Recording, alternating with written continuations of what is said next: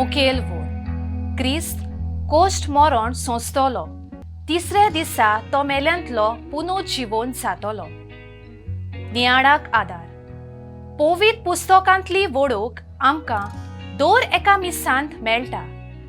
जेजूच्या पुनरुज्जीवनपणान आमकां वांटो आसा, हातूंत दुबावूच ना.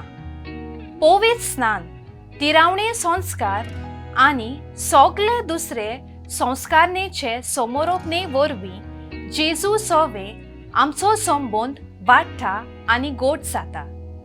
जेजून आमचे खातीर कोश्ट सोंसले, आपलो निमाणो रोगताचो तेंबो कुर्सार वारोवन प्राण सोडलो. इतलो ताणें आमचो मोग केलो.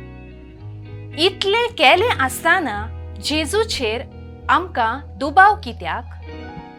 जेजू पुनरुज्जीवन जावन आमकां पुनर्जिवीत जोडून घेतलें. आयच्या शुभ वर्तमानांत भाग्यवंत लुकास आमकां सांगता, जेजून आपले हात पांय शिसांक दाखोवन तांकां आपल्या विशीं दुबाव आसलोलो तो पयस केलो आनी धीर दिलो आनी म्हणलें, शांती तुमकां.